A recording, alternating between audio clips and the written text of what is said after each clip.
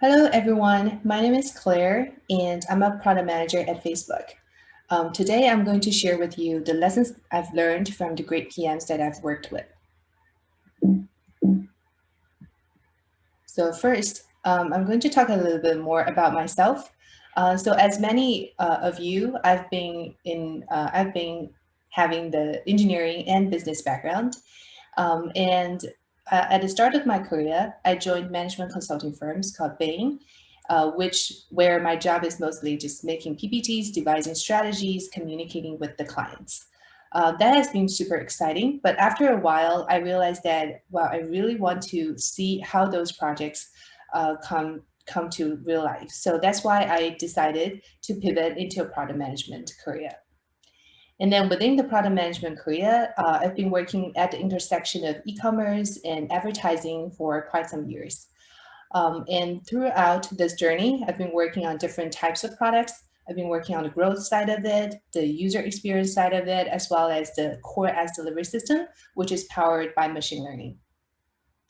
So among all of those great experiences that I have had in product management role, I've met with many of those great product leaders.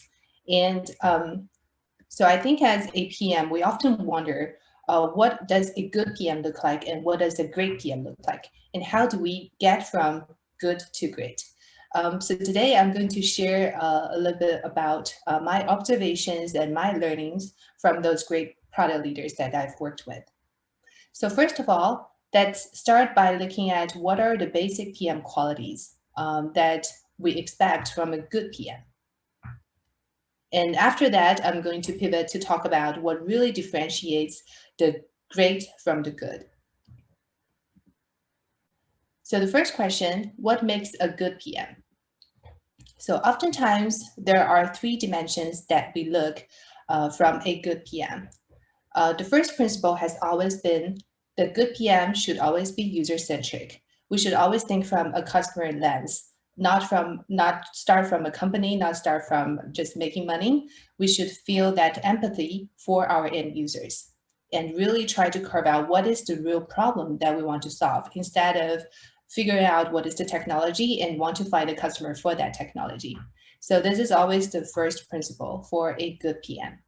And then the second principle is to have a good thought process. And when we mean good thought process, it has to be rational and it has to be logical. This is the way that we structure our thoughts and the way that we go out and convince our partners to follow our thoughts as well. And then the third quality that we look at is the communication style. A good PM is usually very clear and structured in how they communicate. And again, this goes back to we need to bring other people on the same page. So we have to be good at communication. So after looking at all of these basic PM qualities, you may start to wonder, then what makes an extraordinary PM?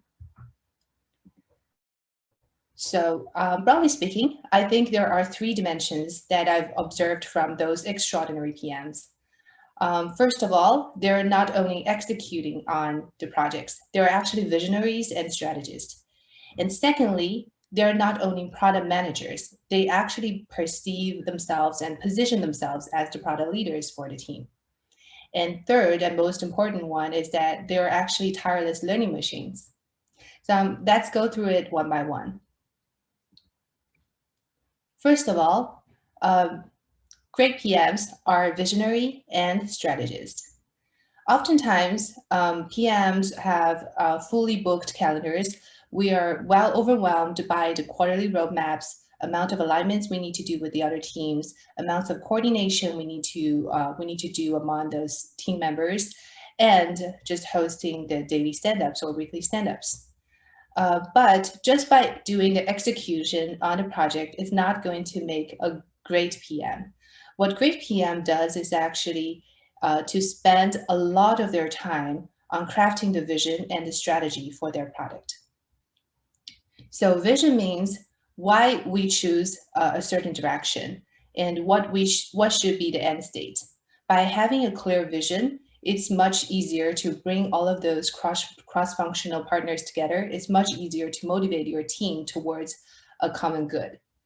And then the strategy means once we have that clearly laid out end state, how do I get from where I am to where I aspire to be? And by having that clear path, it is also a bare minimum to have a really great multi-year roadmap for your team. So this is the place where great PMs spend most of their time on, and this is where great PM differentiate themselves from the ordinary PM. The second axis that they spend a lot of effort on is to be a product leader and not just a product manager, even though our title is product manager. But in reality, PMs, we cannot get anything done just purely by ourselves. I would say like 90% of our time is to work through people. We cannot have a detailed insightful analysis with the help of data scientists. We cannot, of course, get a piece of code done with the help of our tech leads and our engineers. We cannot get great insights from the market without the help of the salespeople and product marketing people. So that's why the good PM and great PMs especially needs to really think through how to build this excellent team instead of solely focusing on building an excellent product. And what this takes is, first of all, there has to be the vision and strategy piece of it so that you can start to bring people together, start to get consensus from all of your partners. And secondly, there's another piece that is also equally important, which is to start by sharing feedback with your team members so that you can mutually improve your performances. So for example, when you share a positive feedback, you're actually encouraging them to do more of it. And when you share a constructive feedback, you're helping them to grow. And they can do the same to you. So this is the mindset of a team building and capacity building, which is much bigger than just focusing on the product itself alone. The third most important trait for a great product manager and a product leader is to be a tireless learning machine. This picture shows a classic example of how a product noob can learn his way to become a product expert. So we all know how Airbnb gets started. It gets started by three guys who knew nothing about product management, knew nothing about how to run a company. And those three guys, they actually spend a lot of time to relentlessly and shamelessly learn and absorb from the environment, to learn from any people they met, to learn from the investors, to learn from the co-workers, and to learn by reading. And throughout that whole process, their CEOs and their co-founders actually grew to become the world-class product leaders. So this is a really inspiring story. So in order to really be a great learning machine in the product management domain, there are two types of skills that we should acquire. One is the general PM skills, and the other is the domain knowledge. In terms of general PM skills, it's actually a little bit of everything. So as product managers, we spend a lot of time to understanding human needs. We want to understand what is our clients' core needs, what is the market trends, and how do people react to certain type of layout, how do people react to certain type of products. So that's why we need to read a little bit more about the psychology knowledges. And then other than that, we also want to make sure we understand the business strategy, because good products are usually both sides. We want to have users, and we also want to have a monetization model for it so that it can sustain for a longer period of time. And last but most important piece of knowledge is to continue to hone on our communication, negotiation, and leadership skills, because we always work through people. We have to learn how to motivate the others. And then the second type of knowledge is the domain knowledge. So domain knowledge is actually product specific. It depends on which type of product you're working on. Some people might be working on the social products, and some other people might be working on the monetization products. And there's also some business products like those SaaS tools like Salesforce, where you want to understand what are the business working flows. And then there's other products like hardware and also machine learning products.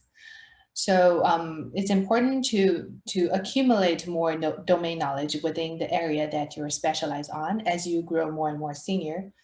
And these are general just two type of areas that we should all continue to improve on. Thank you, everyone. That's all of the sharing I have for today. Have a great 2021. And this is my LinkedIn info. If you have any questions, feel free to connect me on LinkedIn.